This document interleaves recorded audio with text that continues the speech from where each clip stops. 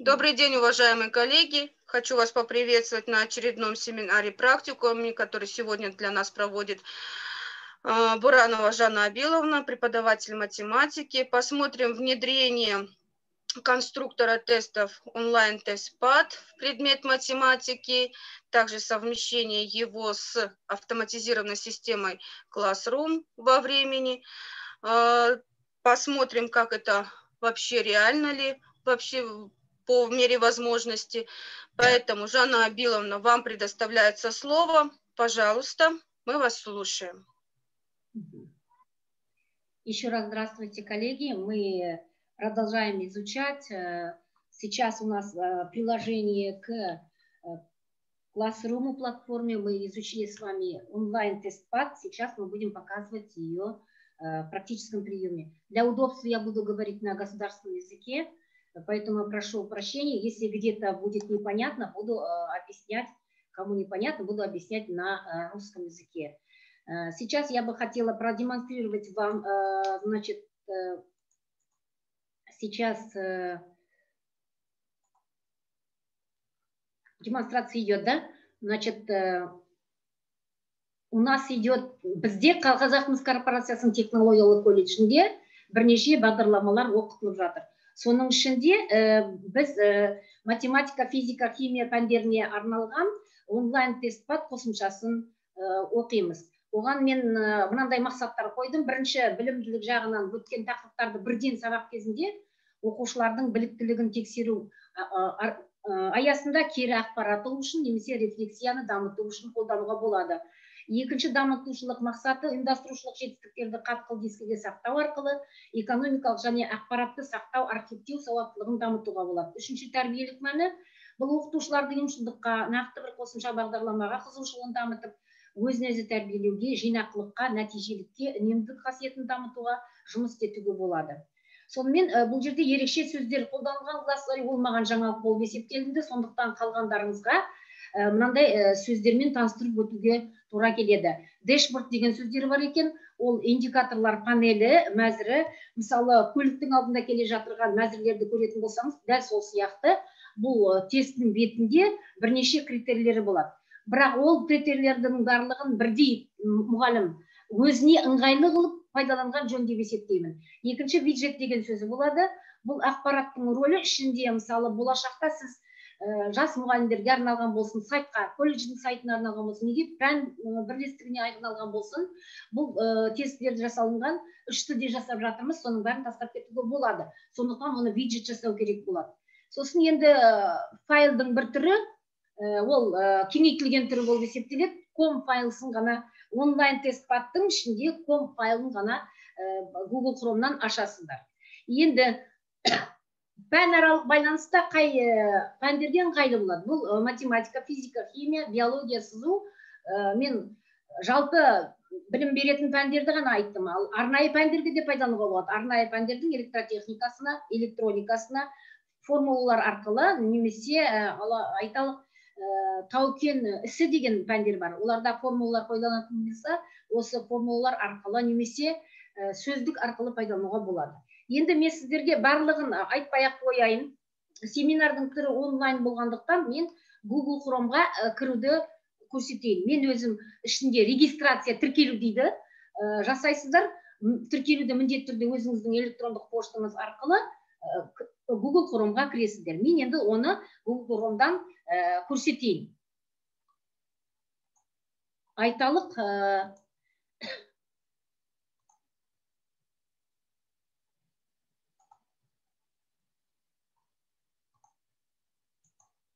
екіншісін қазір көрсетеміз.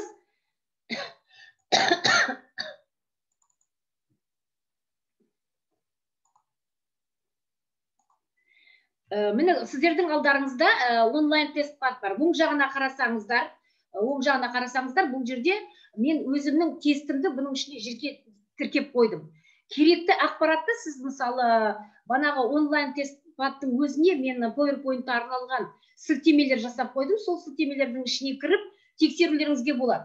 Мен өзімнің профилімді көрсетейін, мой профиль дейді. Оның ішінде мысалы менің өзімнің жасап қойған жасап қойған өзімнің ақпараттарым бар. Мысалы, Жаңылсын Абиловна Боранова деп жазған, личные данные деген бар, статистикасы бар. Осылардың барлығын сіз өзіңіз толтырып аласыз.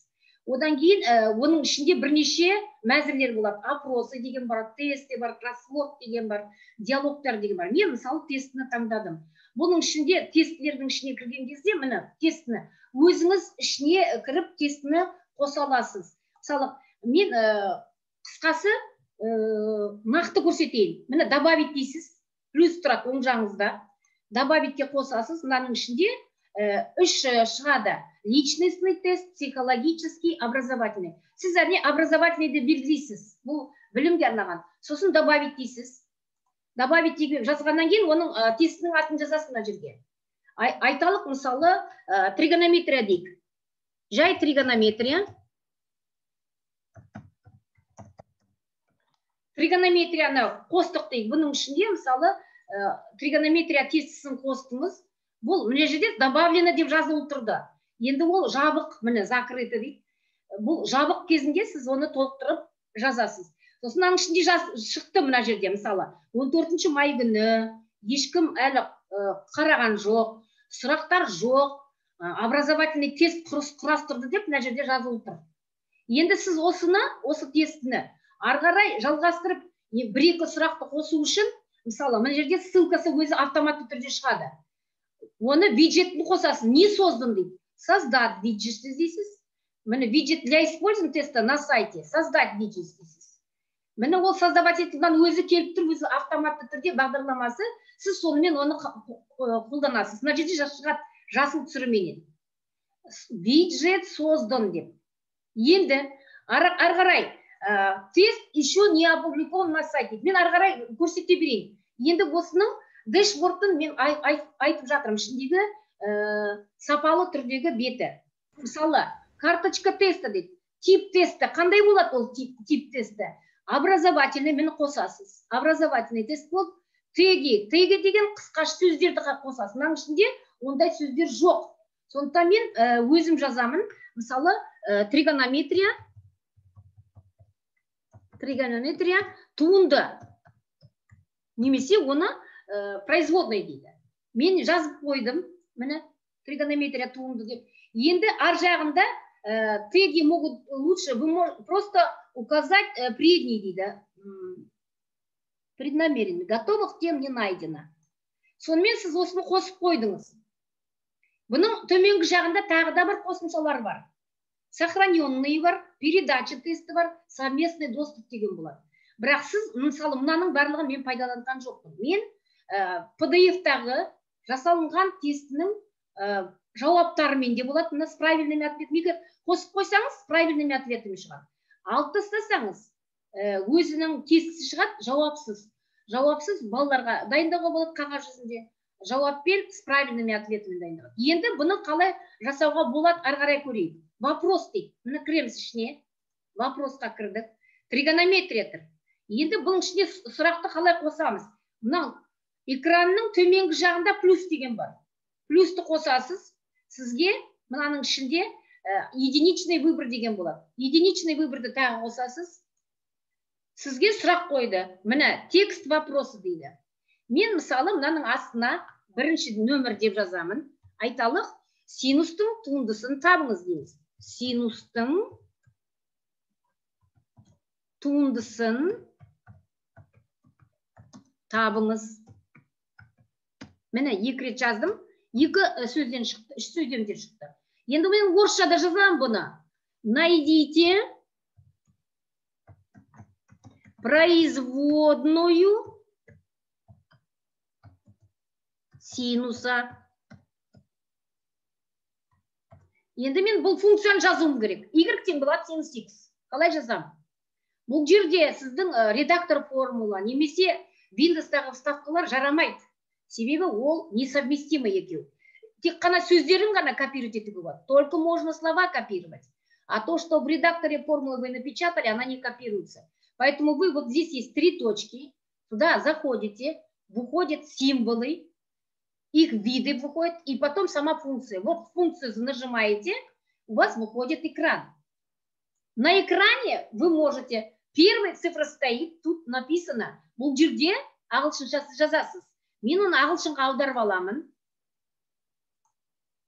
Y равно синус x я должна написать. Y знак равно синус x. Я пишу это на английском языке, просто на машинном языке.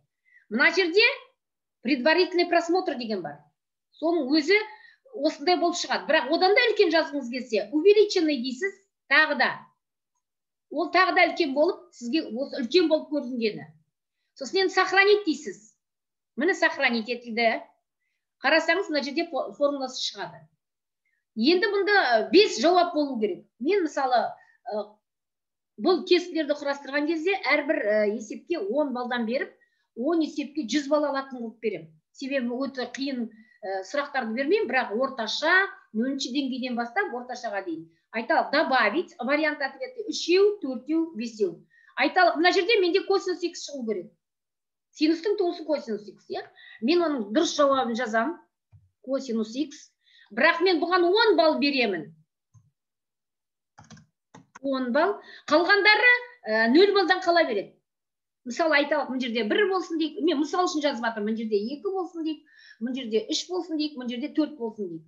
Әрбір сұрақты бір-бірден өзіңіз редактор комментировать етесіз ба, оны сіз өзгертесіз ба, өзгерту өңдеу деген болады. Орысша оны редактор дейді. Сонымен біз оны сохранить етесіз.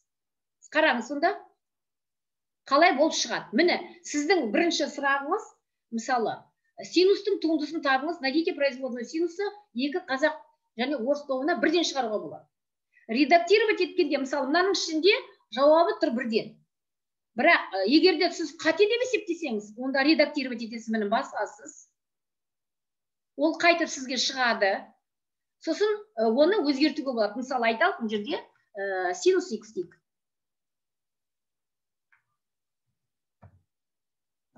Синус x. Енді мен осыны дұрыс деп жауаптарын есіне сақтату үшін сохранитке барамын. Міне, ол енді мына жерде, мысалы, банағы косинусыңыз дұрыс жауап болды, мынау синус x 2, 3, 4 деп қала береді. Енді екінші сұрақты кіргізу үшін, екінші сұрақты тағы да, бірақ мына жерге келмейсіз енді, мына жерге барасыз, оң жағыңыздағы единичный выборға плюсті қосасыз. Автоматты түрде сізге екінші шығады. Бірақ нөмірі жоқ бұл жерде сұрақтың. Біз өзіміз жазамыз 2 дейсіз де, сосын арғарай айтып кете бересіз. Осылай сіз сөйтіп толтырасыз. Сонымен сохранить деп қойдыңыз дейік. Сізде осындай сайттар, сұрақтар шықты, 2 сұрақ қана шықты. Енді қайтадан өзіміз сайттың менюіне барамыз, қайтадан дэшбордқа барамыз, настройкаға баруға да болады. Настройканың ішінде енді показать номер вопросов дейді, дұрыс тұрды. Размешивать комментарии можно, размешивать сообщение об ошибках вопроса разрешить можно. Бірақ та ондай қателіктер, мысалы, мұғалім жұмыс жіберуге тырыспайды, сондықтан оны мынаны алып тастауға да болады. Сосын мына жерде оценка теста деген болады. Звезды нравится, не нравится, можно убирать, а можно ложить. Но в это время здесь будет выходить у вас сохранено, не сохранено. Алып тастасаңыз қанша? Сохранено дейді. А қосып қойсаңыз сохранить. Бірақ осы дэшборд дегеніңіз настройка. Бұл мұғалімге арналған нәрсе. Өзіңіз қалай таңдайсыз, солай болады. Енді мынаны төменгісіне апарып көрейік. Төменгісіне апарып көрейік. Сразу показывать правильные ответы. Болмайды. Переход к следующему вопросу только после правильного ответа. Ол да болмайды, ол жіберіп қоюына болады. Сосын запретить изменение ответа после. Вот запрещаю я. Сосын показать выпадающий список вопросов при вхождении. Это не нужно, значит, будет все обязательно. Сонымен сіз, мысалы, осының бәрін жасап қойдыңызда, айталық сізге енді қайтадан тестіге барғыңыз келді дейді. Міне сіздің тестіңіз. Мен неше тест жасадым көрсетейін. Мысалы, корневой каталогтың ішіне кіресіз. Менде мынаның ішінде жабық, мысалы, 6, 7, 8 тестілер жасап отыр. Мысалы, айтайық, бірінші тамаша шекті мен көрсетейін, қалай жасағанымды. Жанама теңдеуін жақында жасаған.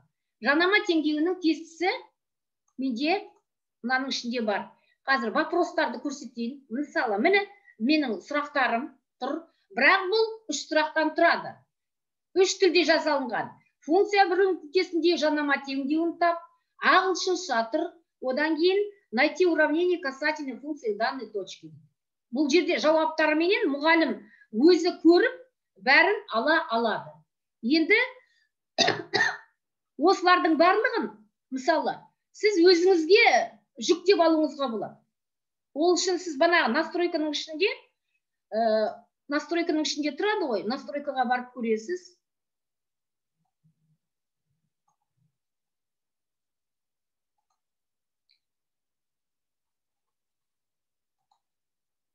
Қазір мен көрсетемін. Кешіріңіздер.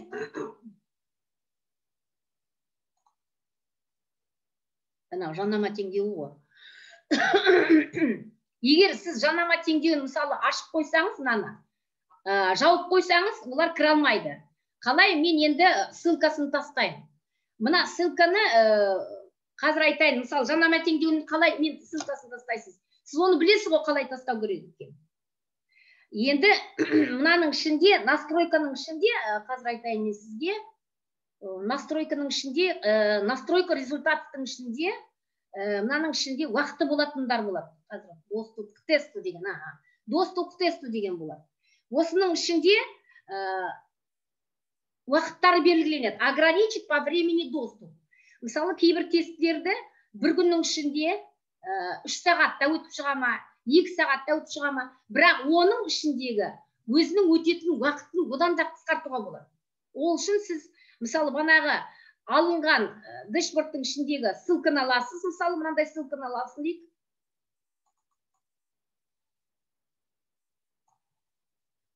Міне алдыңыз. Енді барамызда қазір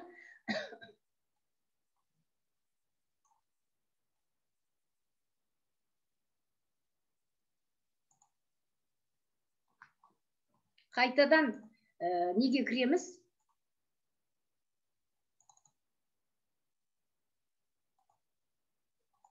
Заданиясына кіреміз балалардың. Мысалы, ТР 11 тобында математика келесі ертең қосымша сабақ болады дейік, мысалы айталық. Сонда бұл қосымша сабақтың ішіне кіріп, изменить етеміз де. Мынаның ішінде создать задание бар ғой, міне. Соның ішінен оң жағынан добавить расписание деген бар.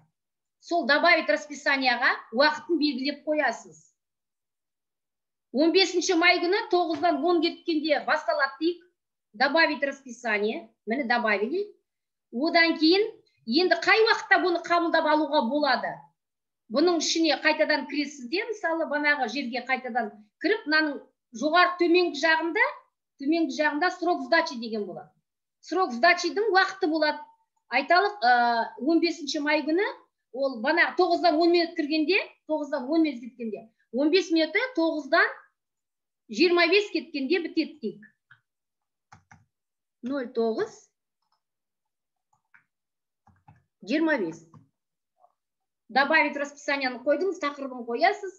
Сол кезде бала интернетке кіріп басқа жауапты ала алмайды. Сөйтіп сіз банағы қосымшаны мынаның ішіне кіргенде қосымшаны білесіздер ғой, мен оны айтып жатудың қажеті жоқ деп ойлаймын. Мынаның ішінде добавить деген бар. Мына ссылканы добавить етесіз де, мына жерге бетіп өзінікін банағы ссылканы қоясыз, добавить ссылку. Ол мына ссылка арқылы банағы бала өзінің тапсырмасын орындайды. Жанама теңдеуін берілген нүкте арқылы жазу деп мына жерде шықты. Сосын сохранить етесіз де. Запланировано на 9-10 егерден. Мысалы, олар 9-да келеді, балаларға айтам, бүгін қайталаймыз жанама теңдеу туралы. 10 есеп бірден беріледі де, балалар өздерінің смартфоны арқылы кіріп, бірден қайталап алып, 10 есептің банағы 100 балын алып шығуына болады.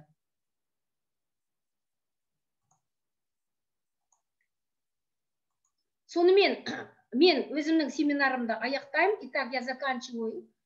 Как можно во времени его делать.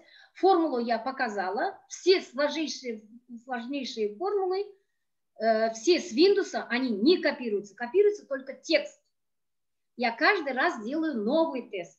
И таким образом у меня накопляемость очень большая. Здесь еще можно добавить как можно записать его и сохранить. Я могу здесь показать вам, у меня сохраненные тесты. Вот видно, да? Вот у меня в PDF тесты сохраненные без ответа. Я специально это оставляю без ответа, потому что бывают такие случаи, что у студентов не бывает в смартфоне интернет.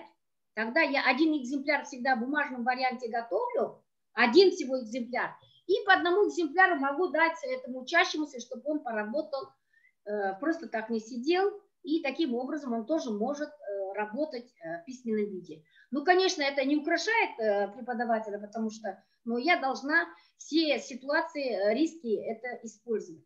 Теперь совет то, что я, например, в целях своей задачи, в задачах своего онлайн-тест-пада, что я сказала, в диске сохранять, в хард-диске. У меня был недавно такой случай, что у меня... Жанна Абиловна, вот. Жанна Абиловна, можно я скажу? Вы большая умница. Просто дело в том, что это очень интересно, и молодец, что вы все-таки сохраняете еще отдельно в PDF-файле. Да, это один из разноуровневых заданий. Допустим, у вас офлайн же задания идут. Вы работаете со студентами. Конечно, он может подготовиться предварительно к какому-то тесту, допустим, либо к зачету, либо к какому-то варианту. Это очень-очень хорошо. И сохраняете вы, молодец, на своем диске, отлично, пусть это будет большим вашим плюсом. Молодцы, вы сегодня показали очень большой объем работы. Мне очень нравится то, что вы сделали на 3 языках. Русский, казахский, английский. Это сейчас у нас приветствуется в связи с тем, что мы и так с вами закончили курсы английского языка, да, и преподаватели общеобразовательных дисциплин и специальных дисциплин должны спокойно работать и владеть этими 3 языками, вне зависимости от формы обучения, дистанционное обучение, либо формат офлайн. Спасибо вам огромное за такую проделанную большую работу, Жанна Абиловна. Спасибо, что вы нас пригласили на этот семинар и смогли нам все это показать. Очень было интересно. Самое главное, здесь применимы формулы, которые вам так нужны по математике, по физике, по химии. Ну и остальным преподавателям я тоже рекомендую использовать этот онлайн-тест-пад. Я знаю, Маржан Саламатовна использует, Сымбат использует Бектасказы, Ксения Геннадьевна сама использую, вы используете. Остальным преподавателям, пожалуйста, смотрите, учитесь. Если нужны какие-то консультации, вы можете обратиться к Жанне Абиловне, к Маржан Саламатовне, ко мне. Мы всегда поможем и подскажем. Рекомендую вам этот конструктор. Он очень обширный. Жанна Абиловна, я вам рекомендую воспользоваться диалогами и составлением целого урока. Попробуйте. Кстати, еще очень отлично студентам нравится, я сама использую, вот ГМ-41, им нравится решать кроссворды. Да. Попробуйте. Рекомендую тоже в этом конструкторе. Один из... Можно я добавлю? Да. Это и будет для вас. Да, Маржан Саламатовна? Можно я добавлю? Мне очень понравилось, вы все хорошо объяснили. Единственное, что я хотела добавить здесь, чтобы не создавать каждый раз новые тесты, можно создать базу тестов, где потом уже по разделам вы можете выбирать себе, соответственно, с этой базы вытаскивать определенное количество вопросов и отправлять детям на занятиях. Это первое, что я хотела сказать. И действительно, детям интересно сдавать кроссворды, решать кроссворды. В результате я им выдаю сертификат. Ну, то есть, получается, они получают сертификаты о том, что они прошли и решили кроссворд. Очень интересные ребятам, они всегда только за, поэтому тоже рекомендую все это использовать. Диалоги тоже очень замечательно. Можно я... Жанна Абиловна, еще одну минутку. Дело в том, что базу данных сразу нельзя составить, потому что эта программа новая по математике, и мы все новые делаем, там 4 раздела новых. Поэтому базу данных сразу сделать по 14 разделам сразу физически невозможно. Поэтому Жанна мы постепенно добавляем.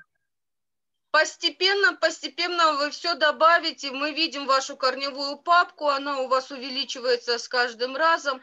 Я рекомендовала преподавателям, вы молодец, создали отдельную папку, куда вы скидываете ссылки своим студентам, чтобы они проходили, видели, и что мы, остальные преподаватели и члены ПЦК, и как председатель ПЦК, я могла вас оценить. Я вижу эти ваши ссылки, как студенты работают. Единственное, еще моя рекомендация, когда ваши студенты сдают онлайн-тест ПАД, скачайте, пожалуйста, экселевский вариант и можете его туда же в задание приложить, чтобы они видели этот результат. Я рекомендовала это всем преподавателям, которые пользуются онлайн-тест ПАД еще в прошлом месяце, потому что если вы зайдете, допустим, ко мне на ленту, вы увидите, я всегда скидываю, перед тем, как ставлю скрин проведения занятий, я ставлю результат теста. Обязательно, чтобы видно было наглядно, что действительно студенты получили такую-то оценку.